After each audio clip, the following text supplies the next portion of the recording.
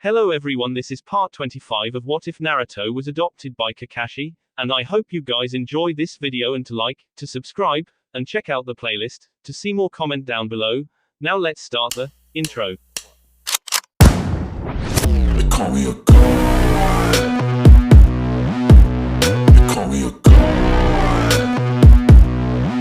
They call me a god. The day had finally come to Naruto and everyone else in the village.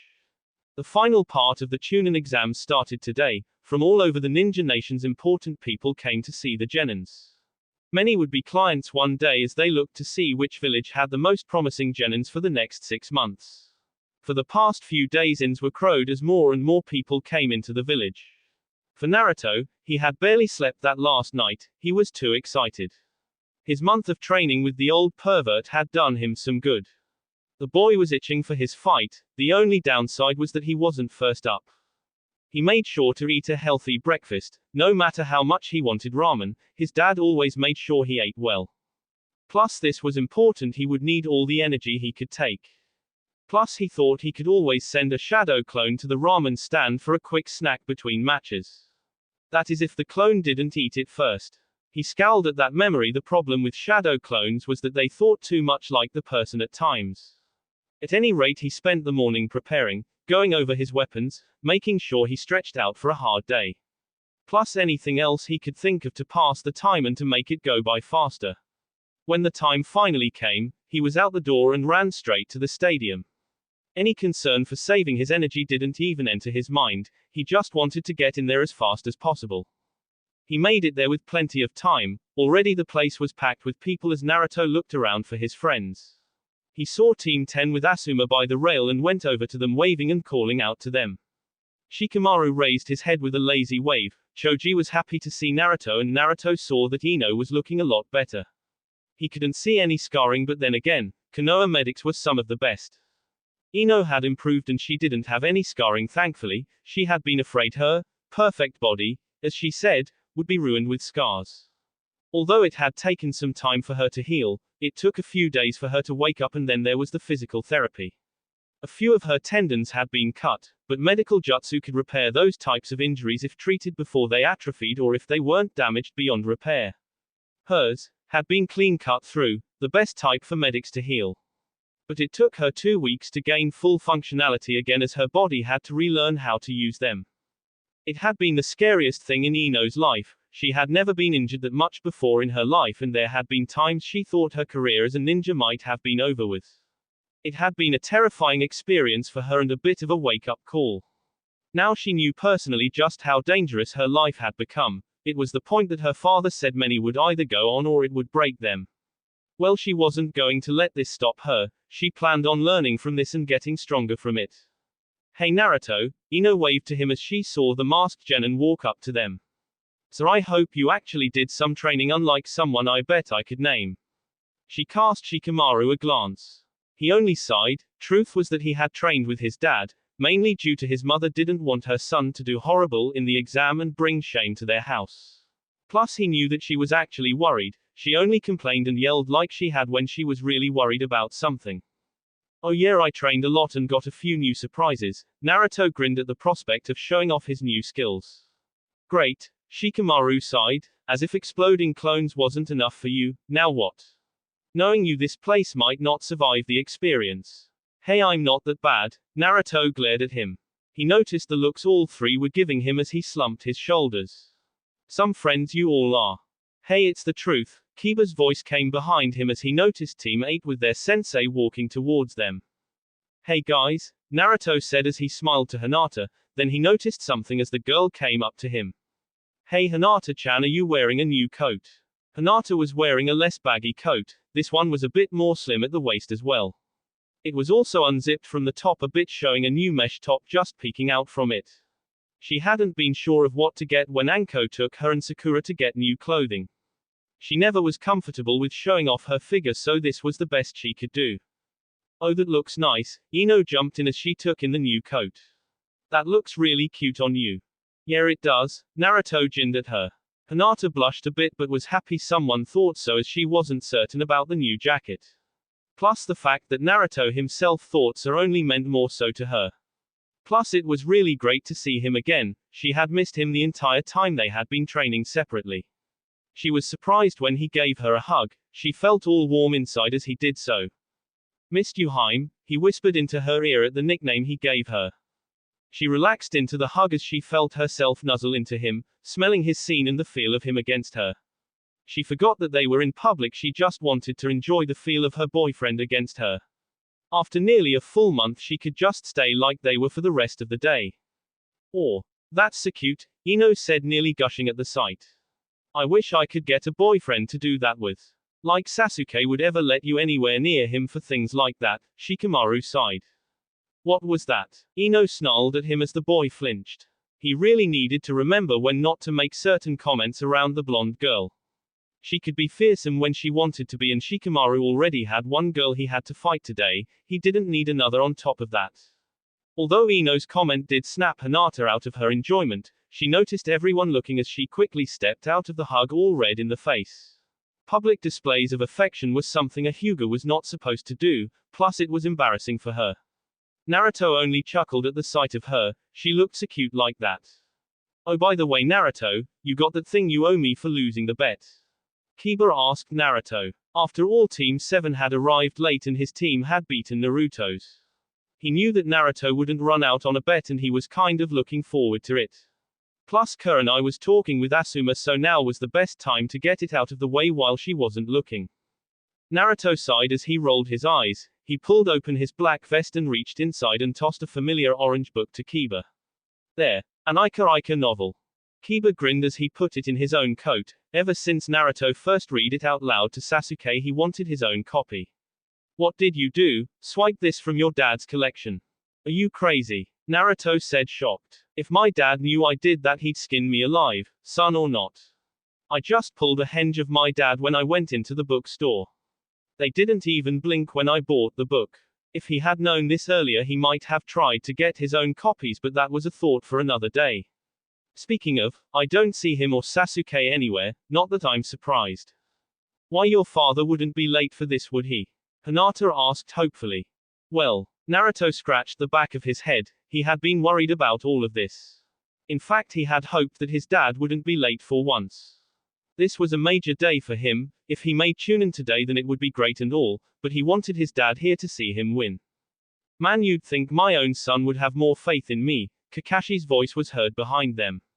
They quickly turned to see Kakashi walking towards them with his hands in his pockets. Sasuke was next to him wearing a new all-black outfit and the sword strapped behind his back instead of the waist. "To think I raised such a son who has no faith in his own father." "Well, maybe if you weren't late all the time," Naruto grumbled, but he was delighted to see his dad and Sasuke here. "So Sasuke, I hope my dad didn't work you too hard. I know what he can be like when he actually puts effort into the training." We'll just see when the matches start, and you better make it to the final round," Sasuke grinned at the masked boy. "Only if you do the same," Naruto said back to him. "Our rivals in actions," Kakashi sighed and then looked around. "Hey, I'm missing one of mine. Anyone seen Sakura?" She said she would be arriving about now, Hinata told them. She guessed that Sakura would be here pretty soon, although she hadn't seen the girl since their last training day yesterday. Given all the training both girls had went through, Hinata hoped that Sakura did well. Over the past month she had gotten a bit closer to the pink-haired girl. Here was a girl that tried her hardest to become strong, only pushed Hinata even harder herself.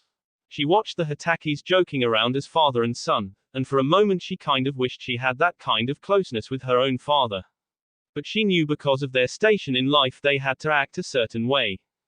It was then that she noticed a certain pink-haired girl walking up to them. "Oh, Sakura just arrived," Hinata said.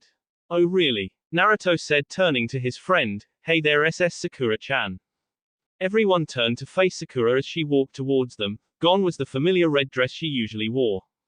Now she wore a red vest that still held the white circle on the back. A matching low-cut skirt also was on her with black shorts under it. The rest of her body was covered in a ninja mesh that looked exactly like the kind Anko wore. Even Sakura's footwear looked a bit more like Anko's with lighter moored shin protection. Sakura also wore gloves with metal on the back of the hands, just like Kakashi's gloves, only these weren't cut off at the fingers like his. She definitely had a different look to her as her forehead protector was pulled down to actually cover her forehead. She looked a lot more ninja-like now than he had, and it was just a shock to see her like this. Sakura knew people would stare, but Anko had given her some coaching on how to deal with it. Sakura looked impassively at everyone. What? Do I have something on my face? When the hell did you get new clothing, and why wasn't I invited? Was the first word spoken, by Ino no less. Although she was happy to see her best friend, she couldn't help but look at Sakura's new impressive look. In comparison to Sakura's older outfit, this looked a lot more functional ninja wear. Sakura just shrugged it off. Anko-sensei said I needed a new wardrobe if I wanted to be taken seriously as a ninja. Plus I have to admit, after getting used to it, it's easier for me to move around in without that long dress tripping up my legs. She was honest about that. She used to have to be careful how she moved because the long front and back could easily catch in her legs. Although she wasn't too comfortable at first showing off so much, her parents had been shocked as well. First time they saw her new look, she felt she could move a lot easier now. She looked up at her two teammates. So what do you guys think? It looks great, Sakura-chan, Naruto said, giving her a thumbs up after getting over his shock. Sasuke only nodded, although he had to admit it was a vast improvement. He also wondered how much stronger she and Naruto had gotten. Although he knew that Sakura was technically the weakest member, he had seen her grow over time when they were put into this team. Looking at her now, and the look of fire in the other girl's eyes was something new as well. He watched as the pink-haired girl went over talking to Ino as the girls caught up. It also came to him that she once didn't call him Sasuke-kun or even cast a glance at him. That was odd, as the girl always tried to catch his eye, even after the deal. Was it possible that the girl was finally becoming more mature? He hadn't even realized that he had been noticed by Naruto staring at Sakura. The blonde was grinning under his mask as he thought he saw that same look on Neji's face when he looked at Tenten. So is the cold bastard finally warming up? Naruto thought to himself, and to all the fun he could have with this later on. His thoughts were broken off as another adult joined the group, this one by basically jumping onto the back of his father. Hey there, miss me, Anko said as she latched onto her man. It had been a very long month. There had been times she had been tempted to sneak off and see what Kakashi was doing, plus finding a little alone time together. But she was business first type of person, but now she could finally have her fun. Kakashi chuckled as he felt her against him, wishing he didn't have his thick combat vest on as he was missing feeling her press against his back, as he did his best to look at her. First off, yes, and second, I see you couldn't resist to shape a mini-you out of one of my genins. Oh please, I didn't go that far, Anko waved it off. Besides, she doesn't like snakes or bleeding people, so it's not like I could make her totally into a short version of me. Kakashi sweat dropped at that. Good then, so are you planning on getting off my back anytime soon? Nope. I feel comfy here, she grinned at him. Besides, I'm not that heavy. So you say? Kakashi meant to say it under his breath. Yeah, he loved the woman, but having a person on your back too, it's toll on you after some time. Unfortunately, she had heard him, and that did make her jump off his back, spun him around to face her. What did you say? Anko demanded. Are you saying I'm heavy or something? Now Kakashi knew he was getting into dangerous territory. Weight issues with a woman all men knew to avoid. Sure, she had said heavy, and not that great taboo word of fat, but it was implied. So he did what any male would do, he would lie through his teeth. Of course not, but I nearly pulled my back climbing up a cliff one-handed with Sasuke during training. Still a little sore back there. Anko looked at him for a moment, but the damn thing was, it was hard to tell when he was lying or telling the truth, with the exceptions for his excuses for being late. That damn relaxed voice and body expression coupled with so little of his face showing helped with that. But at any rate, she had missed seeing him too much to really care and decided to let it slide. Well, at any rate, I think you'll be surprised with the girl. I think I did some of my best work there. Kakashi smiled at her. I'll be looking forward to it. Kakashi, my eternal rival. Guy's booming voice was heard. Kakashi sighed. Of course, now he shows up. He turned to face Guy and his three students as they walked to the large group of Genins and Jonins. Guy and Lee looked as fired up as usual. Neji looked the same as ever, although Tenten was wearing her usual ninja clothing with full gear. Tenten originally wanted to put on this nice dress she had for today, but Guy said that a true ninja should be ready for action at all time, and she should look professional for the entire village with so many visitors around. Tenten didn't really get it, but Guy had been unusually insistent for some reason. Looking around, Tenten found it odd that Ino, Choji and Kiba as well as Hinata also seemed to be fully geared up. It was a bit odd, but she just shrugged it off. Maybe it was something that had been passed on to the Jonins. Little did she know that on the request of their senseis that the others were wearing their normal ninja gear instead of civilian clothing. It wasn't too odd a request, but it had come out of the blue, which was a bit odd for them. So Kakashi, even though 3 of your students have made it this far in comparison to my 2, Guy said, not noticing the slight wince from Tenten. My students will still outperform to make up for it, and show them which team has the most flames of youth. Sure, whatever you say, Kakashi sighed. Guy pointed his finger at the masked man. There you go with that too cool and hip attitude. Naruto of course just had to mess with his uncle when the man came onto the scene. This was a first that had happened and he just had to comment on it. Knowing Guy's reaction, this was just too good an opportunity to pass up. Hey, I just realized, my dad actually beat you to a place on time and you're the one running late, Uncle Guy. At that, all conversations going on stopped dead as everyone suddenly came into the same realization. Kakashi hadn't even realized it as he had gotten here on time for his son, so he hadn't thought about it. Kakashi looked around to see the shocked expressions on everyone's faces. He wasn't always that late, was he? He could arrive on time, well sometimes, occasionally, well when it was really important and couldn't be put off he could get there on time. He just didn't see the point most of the other time. Although he did admit, the look of sheer horror on Guy's face that he had lost, again to him was amusing. Guy actually fell to his hands and knees as a wave of despair could almost be seen about his person. Guy-sensei, are you alright?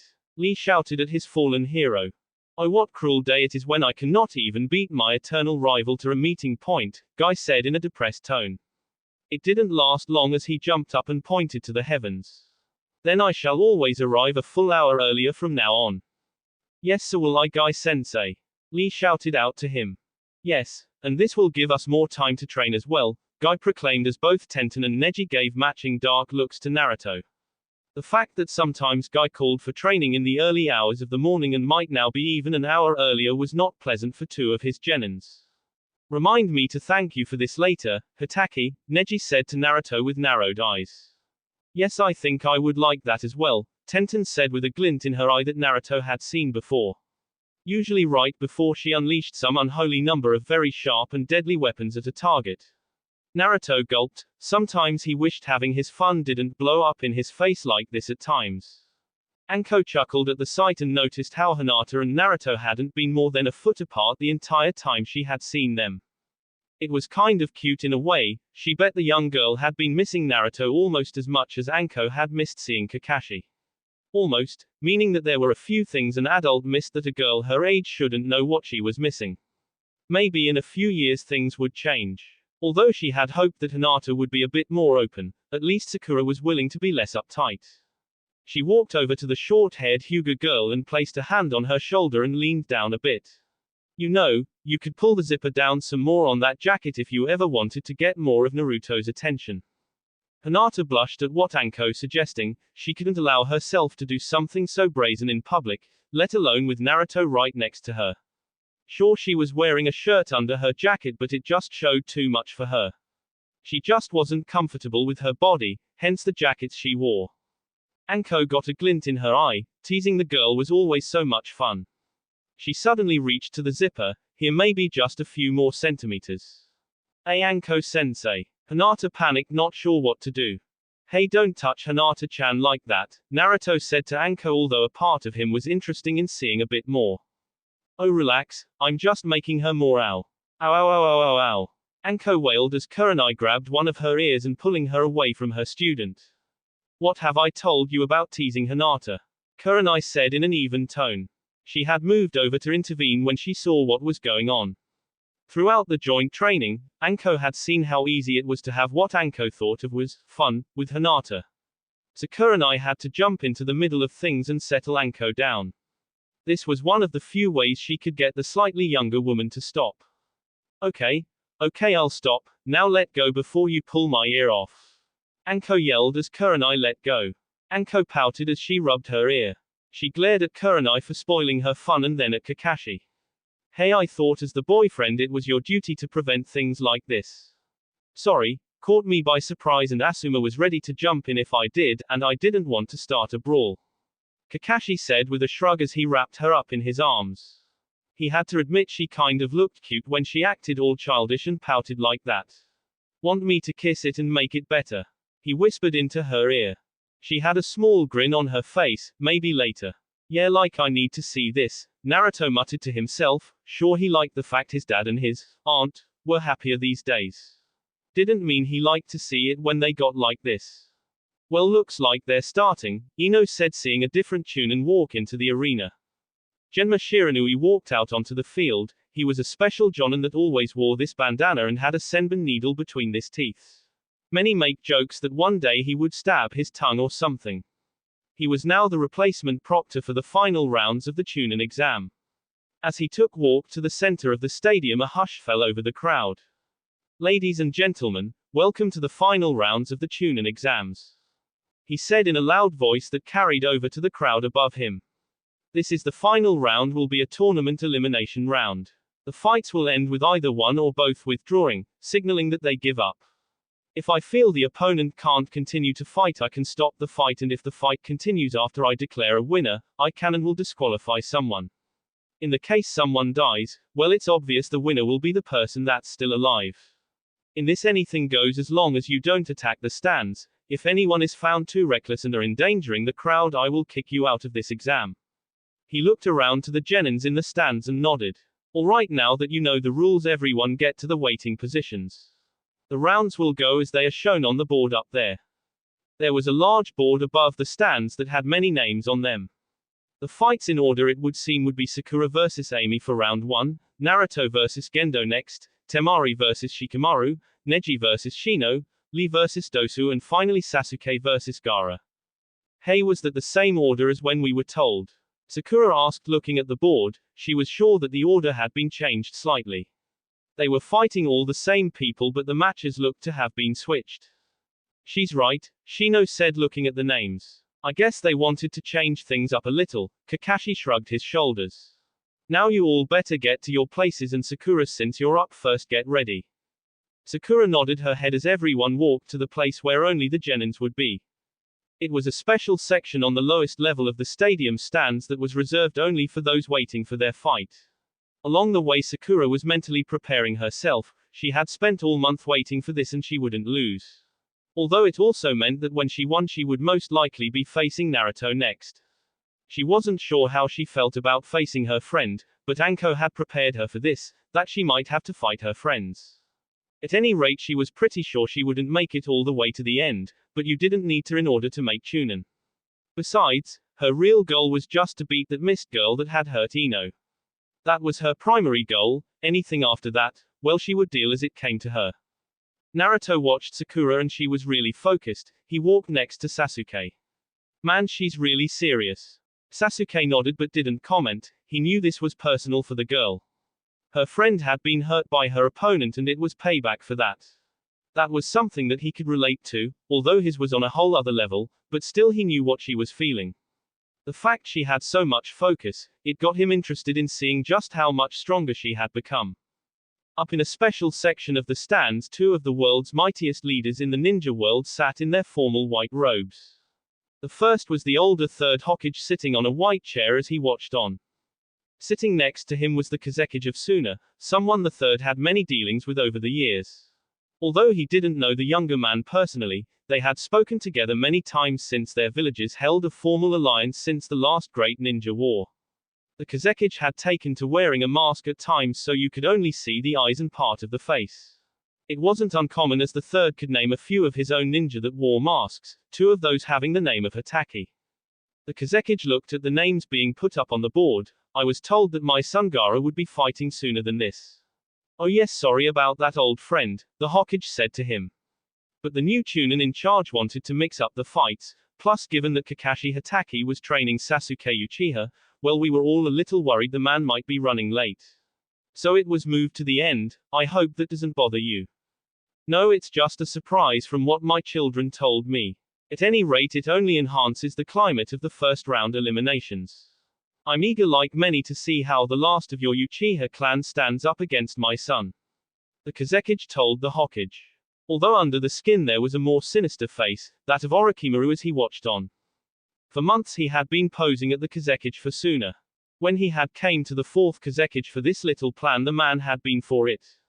After all, the daimyo had been slowly cutting funding to Suna for years after the last war, plus the fact that Konoha was taking over ninja missions that they should have had originally stung their pride.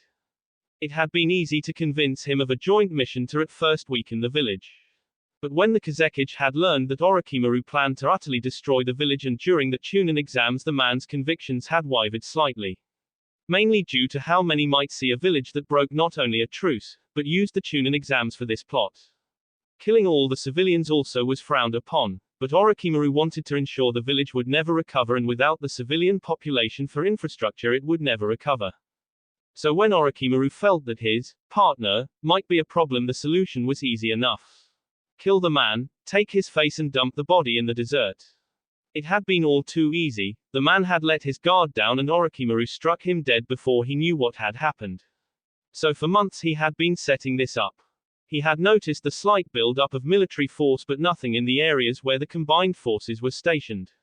Obviously when that one man had been killed trying to deliver what he knew, the old man had known something was wrong. Orochimaru grinned under the mask. His old teacher was such a fool. He had no way of knowing that his own apprentice was here next to him, or that the village had been infiltrated by two ninja forces. Then there were his own people waiting in the forest. The summoning scrolls he gave them would allow them to summon some of the larger and more dangerous snakes. So while the great walls of this village fall on the outside, the village will burn on the inside, and he would finally finish off his old teacher. There was a bit of symmetry to it all. He who was once up for Hokage, the one that would lead and if necessary sacrifice themselves for the village. Of course, since he had been passed over, it had been an eye-opening experience for him. So the man that could have been the one to protect this village, now was the instrument of its destruction. And to make matters even better was that he could also put a large wrench into the plans of his other enemies. Mainly the Akatsuki. They wanted the tailed beasts, for what even Orochimaru didn't know.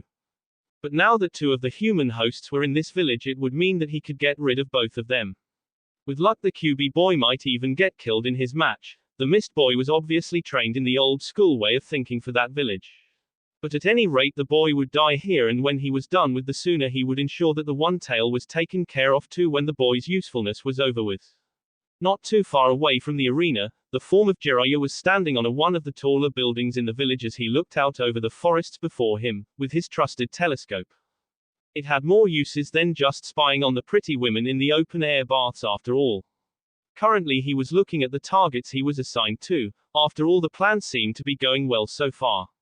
He looked over his shoulder at the stadium and a part of him wished he was there. After all, he really wanted to show how well the kid did in the fights. The boy had some hidden talents. Oh well, things were about to get very interesting today anyway, he mused. Sakura felt a wide range of emotions as she walked into the small artificial field where the battles would take place. She could hear the crowd cheer as the first fight would start, and already she was feeling her stomach tie into knots. She had never had so many people looking on her at this moment, and she was thankful her parents wouldn't be here. She didn't want them here just in case something happened to her, and they were fine with it. Sakura knew her parents didn't want to see her fight because they didn't want to see her hurt. It was hard enough on them to have their only child as a ninja. But still, even with that, with all the people here, it was kind of imposing. She walked onto the field and towards the center as she spotted the mist girl, Amy. The other girl was still covered in those bandages that Sakura knew were razor shard with metal lining. She bet that those bandages could also act as armor if needed. She had spent the month thinking up all kinds of strategies with this opponent. Looking at the smug look on the other girl's face turned the knot in Sakura's stomach into a fire. This was the girl that had nearly killed or ended the ninja career of her best friend. Ino was the closest thing to a sister she had in this life. She could still see Ino's pale face as she slept in that bed after the match. Sakura felt her fists clench and had to force herself to relax a bit. Anko kept telling her during the training that emotions could be a fuel for a fighter's resolve, but too much emotion driving your actions would lead to your downfall. Sakura needed to keep her mind sharp and push down the fire a bit. It was still there, but she was going to use her emotions, not let them use her. This girl was dangerous and Sakura would take no chances. The proctor went over the rules, they were the same as before, and when he asked if they understood they both nodded. He moved back and he began the match. Sakura wasn't surprised when the other girl launched an attack right off the bat. Throwing several shurikens as Sakura, it was a standard type of opening move, also with the insane training that Anko put her through. It was easy to deflect them all with her metal tonfas. She stood her ground defiantly at the other girl. What, are you still using basics? I thought Mist Ninja were supposed to be badasses, or is that only the boys? Sakura was also taught to never underestimate attacking a ninja's pride by Anko. Armies, I got a small tick at that. Fine. I was planning on playing with you like the other weak Konoha girl, but if you want me to, I'll be all too happy to cut up that face of yours. Quickly the girl's hands went into several seals, water style, water bullets. Amy opened her mouth as small bullet-like objects of water flew out at amazing speeds. Sakura tried to use her tonfas to deflect them like last time, but the force of them was much greater. It was like feeling softballs hitting her weapons, that made her slow down as her weapons were knocked off course from the impact. Gaps opened up in her defense as she felt the bullets starting to hit her body. She was thankful for the new armor mesh she was wearing. If she had been wearing her older clothes, she would really have been hurt, but she knew there would be some nasty bruises from where she was hit. One hit her in the face. The blow made her stagger back as she tried to clear her head. She saw the other girl raise her arms and the bandages coming at her. Sakura knew that there was no defense she had for that, so like Anko said to her, when you can't defend, go on the offensive. They usually don't plan on it. Sakura ran forward trying to avoid the bandages, and it was working. Amy hadn't expected someone to run straight at her, knowing that her bandages were razor sharp. A few of the bandages got close enough to cut her, but instead of cutting into flesh, sparks flew off Sakura's body. The ninja mesh was a very sturdy kind that Konoha made for their ninja. It couldn't stop stabbings and blunt force would still be felt and could still injure, but against slashing it held up pretty good. That was the reason Anko had changed her look for the mesh. This would help Sakura get around the slashing effect of the bandages. Amy realized this too late as Sakura got in close and started to throw blow after blow with the tonfas. Ami's bandages did absorb some of the damage, but blunt force was still something you felt. Eventually the mist girl managed to get some distance between her and Sakura as she tried to plan her next move. Sakura, however, could see she had hurt her opponent, but she was feeling it too. The blows from before were starting to be felt, so they were even at the moment. But Sakura wasn't going to let the other girl have the offensive. She had a battle plan and it was now time to use it. She placed her tonfa behind her lower back where the holders were located and went to start her own hand seals. Water style, Aqua Tower, Sakura called out as she slammed her hand into the ground. The great thing with this stadium was that you could use the natural elements to your advantage. It wasn't advertised, but Anko had given her a hint the other day. The hint was that there was water running under the stadium, and not just in the pipes for plumbing, but small hidden pockets of water under the ground. This was to test a genin's ability to sense the elements around them. Well, since she knew there was water, she had been trying to find it since the fight started. It took time as she was still getting used to using her water element, but now she knew where it was. She wasn't strong enough yet to make enough water out of the moisture in the air like the mist ninja seemed to be, but this was enough to get her started. The tower of water rushed towards the surprised girl as the mist ninja jumped to the side to avoid the crushing water. Amy looked around the area, now very wet from all the water. The pink-haired girl was nowhere in sight. You know, I was thinking this wasn't going to be a challenge, but I guess I was wrong. But if you think that using water against me is going to work, then you're wrong. Well, if you fight fire with fire, Sakura's voice was heard behind the girl as Amy threw up her arm to block a kunai with the armor of her bandages. Then you should fight water with water, I figure. Amy grunted as the bandages barely held. They were more for attack than protection. And the kunai was already cutting through the material that the thin metal was woven into. So Amy kicked out, her leg swinging outward and hit Sakura in the ribs. But instead of a solid hit, Sakura turned into a pile of water. A water clone. Amy yelled out as she looked around to see puddles of water slowly rising up and forming more Sakuras. Up in the stands, everyone was watching Sakura's fight with interest. Especially Sakura's team and friends. When did she learn to do that? Ino yelled out, feeling a little jealous. It seemed that Sakura had grown a lot in the past month. She was kind of jealous of that. Anko smirked. Why, my training, of course. And who gave you the scrolls to teach her those moves? Kakashi asked his girlfriend, who at least had the common sense to look a little sheepish at taking all the credit. Okay, you got me there, but I did all the grunt work, Anko told him, and then back to the match. Well, most of it. Kurenai gave her a few tips as well, given that Sakura is a natural with chakra control. She's got a few new genjutsus in her deck now.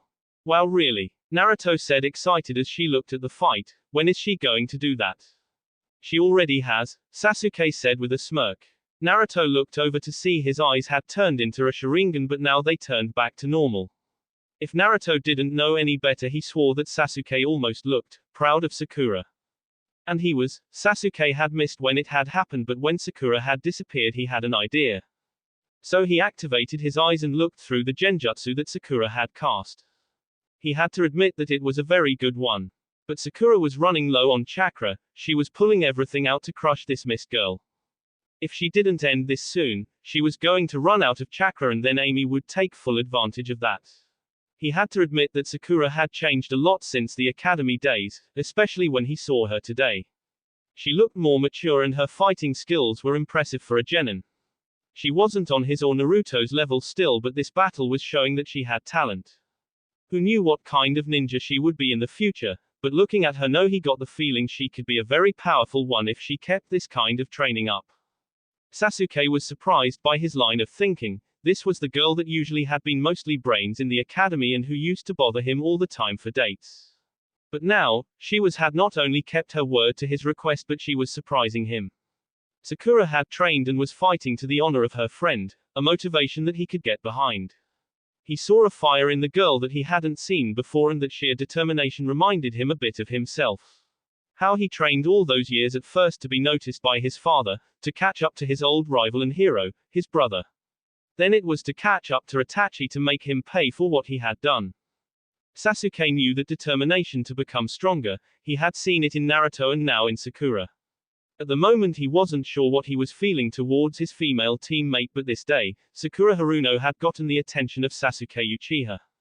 Back in the fight, Amy was getting frustrated with the water clones. She didn't know this skill herself, unfortunately. Sure, the water clones were solid and used a lot less chakra than, say, a shadow clone, but these clones were pissing her off. Where was the original? That was what she wanted to know as she used the bandages to cut down all the water clones as they came. What she didn't know was that Sakura was making the other girl used up as much chakra and physical strength as possible, wearing the other girl down. Using chakra for the bandages and fighting the water clones was the perfect way to help with that, but she was running out of time. The illusion she had cast wouldn't last forever. When the pillar of water had hid her from view, she cast an illusion that Kurenai had taught her. It was mainly a veil-type illusion. As long as the person stood still, they could remain basically invisible. It was a genjutsu used for scouting when you had to hide for long periods of time watching over an area. But maintaining it was slowly draining her chakra. It wasn't much as it was simple, and her chakra control meant that she put in the perfect amount into it, so no wasted chakra, but it was still draining her and the water clones weren't helping. She was trying to get her clones to maneuver the other girl closer. So far it had been working. Where the hell are you? Amy thrashed around wildly trying to get the real girl, wherever she was. Here. Sakura yelled out from behind as Amy felt an explosion of pain. Sakura moved and used her weapons, but this time it wasn't in a swinging arc. This time she held the weapons straight with the smaller end extended just beyond her fists, with the long ends resting against her arms. She punched out with straight jabs to Ami's back. She hit the spin, the kidneys, shoulder blades, nerve clusters that Anko showed her. The bandages might have acted like a light armor but against blunt blows, but Theseus' blows were smaller and more focused. Plus Sakura could hit really hard even without the training. Amy cried out from the pain and tried to fight back, but Sakura kept herself behind the girl. The mist girl stumbled around as Sakura started to take the girl down piece by piece until finally one final blow to the back of Ami's skull was the final moment. The girl crumpled to the ground like a rag doll, Sakura panting over her as she was declared the winner. Sakura smiled a bit before her legs gave out and she fell to her knees. She felt completely wiped at the moment. She wasn't sure how much more of this she could take, but this was as far as she wanted to go. She completed her goal. Up in the stands, her friends were cheering for her. Naruto versus Gendo. Naruto couldn't wait for his chance when his time came. He gave Sakura a quick congratulations before he left for his own battle. He was the first to arrive at the field and ready to kick ass. He was so full of energy that he nearly bouncing with the effort. Gendo looked slightly pissed and he looked like he wanted to take the defeat of his teammate against Naruto. Once I'm done with you, if I meet that pink-haired girl I'm going to crush her. Amy got overconfident and lost because of it, but I won't make that mistake. Gendo said to him. Naruto only grinned under his mask at the other boy. Good, I don't want to have to finish this too quickly anyway. Alright, you two know the rules, the proctor said to them. Begin. Gendo didn't waste any time as he came at Naruto. He pulled the thick sword from the holder on his back, freeing the weapon. Naruto did the same as his smaller blade took on a white glow as he blocked the attack. Naruto grinned under his mask. It took time, but he felt that he finally managed to get the sword to glow when he wanted it to for once. Up in the stands, Kakashi grinned as he saw it as well. He was glad that he had the blade reforged. It felt right for Naruto to use the White Fang's chakra blade in this battle, and the fact that Naruto seemed to have gotten the hang of putting his chakra into it was a bonus. An interesting blade, but something that small will shatter, Gendo said, looking coldly at Naruto as their swords were locked against each other. This blade has been through war and carried by legends. It will never break to someone like you, Naruto told him confidently. Although on the inside he was thinking that the other guy was right. The sword had been broken once and he felt the blade starting to give. It was a great sword, but it wasn't meant to take this kind of force. Unlike the other guy's sword, it was larger, and although a slower weapon could take in and deal out a lot more punishment. Naruto pushed off as he took a few steps back, but was surprised the other genin didn't slow down. Apparently the other boy trained himself to move fast even with the large weapon. Naruto went on the defensive as he parried the blows instead of stopping them. It would save the damage to his own blade. The sword fight was a fast and furious thing. Naruto with speed and agility on his side, and the other genin with a powerful defensive that Naruto couldn't get past. It was an impressive skills to see for those that young. In one moment Naruto ducked under the large blade as Naruto's white blade tried to go up in a vertical cut. The other boy dodged this by leaning back. Naruto didn't stop though. He used his momentum to spin himself around and try for a low horizontal cut to the legs. But the spin took too much time and Gendo was able to see what was going to happen, so the boy jumped over the blade as both boys went into a guard position. Naruto had hoped for a win that time. If only he had been just a little faster, then the boy's legs might have been taken out. Gendo had spared with many that used swords in his training, but this style was totally unique. It was wild and flowed. There was some structure to it, but it could change at will.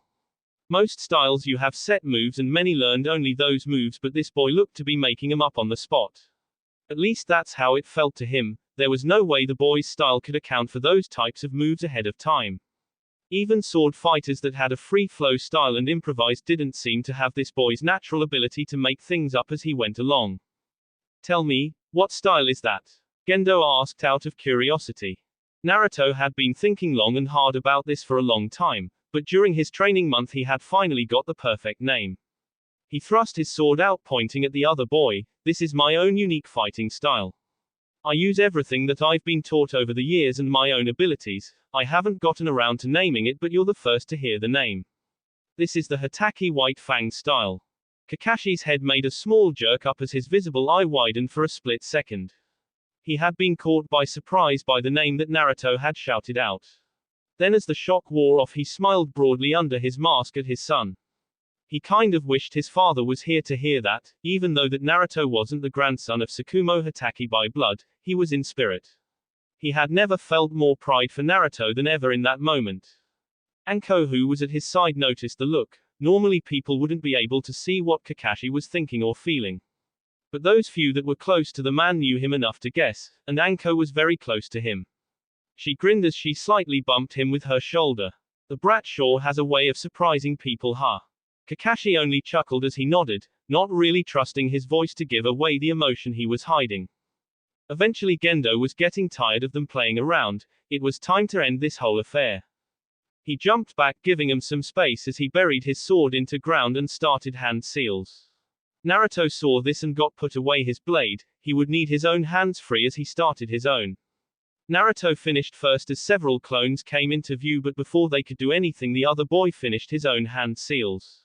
With all the extra water on the ground thanks to Sakura and Army's match, there was plenty of water for the Mist Ninja to create a thick fog. Oh man, not this crap again, Naruto muttered, remembering this same thing with a certain ex-Mist Ninja in Wave. He heard his clones being attacked in the fog, most likely because the other boy couldn't tell which was the real one and which was the fake. He listened, but the other boy was very silent. Naruto only had a small amount of time before the attacks would reach him. Thankfully, coming up with plans in the last moment was something he excelled at. Up in the stands, those that knew Naruto were getting a bit worried when the mist set in. In one particular stand sat the Hyuga family, minus Neji as he was with the others given he had a match coming up. They were all watching, interested in what would happen with this match, especially Hinata, who was watching worried about Naruto. Father, is Naruto does well in the Chunin exams, will that go towards proving himself to the elders? Hanabi asked, watching the fog. Hiyashi was surprised by the question but thought about it. I suppose so, it's rare to be made a Chunin at the first attempt, plus there are elders here watching. Oh.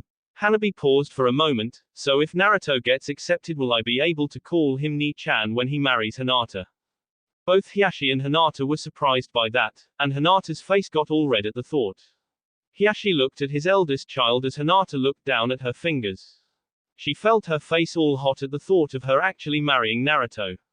It was a nice image for her to think about, but it was also embarrassing how Hanabi brought it up like that.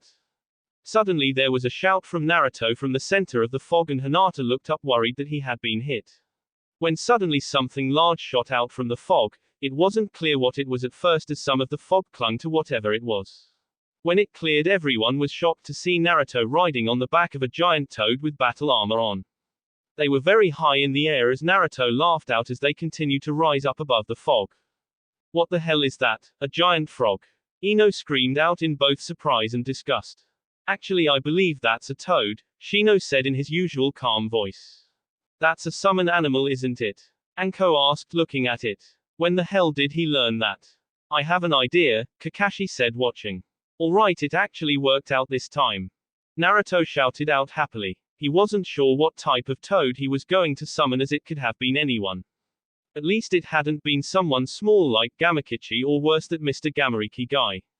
That guy really made him uncomfortable. There was just something wrong about a giant green cross-dressing frog with huge lipstick lips and eyeliner.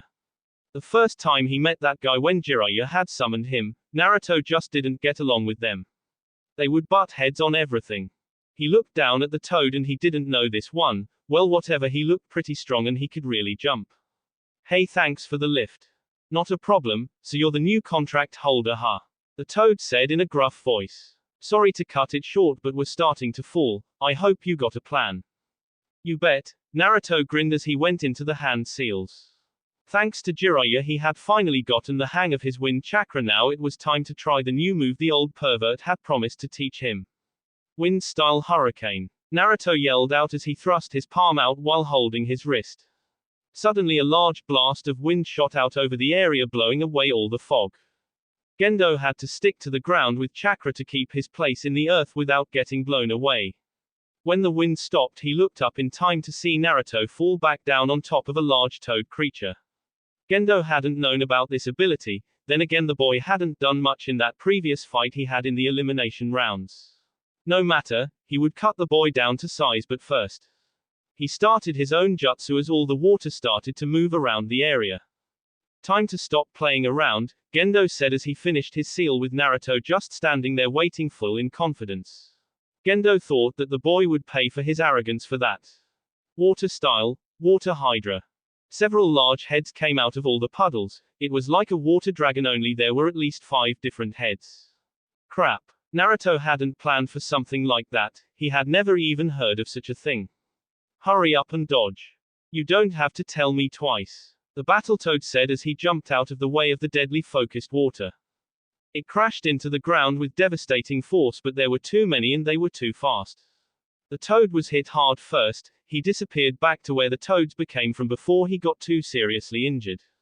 It was too bad too. He had been enjoying himself until that moment. Without something to stand on, Naruto ended up falling, without anything to stop it, well, until one of the water hydra heads slammed into his chest and thus sending him into the ground. When he hit the ground he was sure a rib or two had been bruised pretty badly. Thankfully the fox should be able to heal that easily enough before the next round. Although at the moment it was hard to get back up as the wind had been knocked out of him. Gendo grinned as he saw his fallen prey. You should lay there like a good failure and let your entire village see just how weak the hidden leaf has become. Naruto only laughed as he tried to get up. What's so funny? Gendo said as he started the hand seals against to finish him off. That you never bothered to count the puddles. Naruto grinned at him. Gendo's eyes widened. He looked around in time to see several shadow clones jumping on top of him, holding him in place as he struggled to get free. He cursed himself mentally as he had overlooked the battlefield. With his water manipulation he should have felt all the sources of water, but the boy had put these clones in a henge. Obviously back when the fog blocked his view, sure you could sense your enemy by feeling them through the fog that you create, but if no one moved it was a lot harder. He saw one clone walk around to face him, but this didn't hold on to him. Oh man, this is going to hurt, one clone said to Gendo's left. Yeah, sucks to be you, another said. This clone that was facing him wasn't a shadow clone but an exploding shadow clone. It blew up, destroying the shadow clones and sending the mist genin flying. He skipped a few times on the ground before he slid to a halt. Naruto managed to get up and look at his opponent. The boy didn't seem to be getting up anytime soon. The proctor decided to step up and look the boy over. The kid didn't seem to be in any need of dying despite the explosion, but he wouldn't be getting up anytime soon. He looked to Naruto and saw the boy was standing up holding his ribs.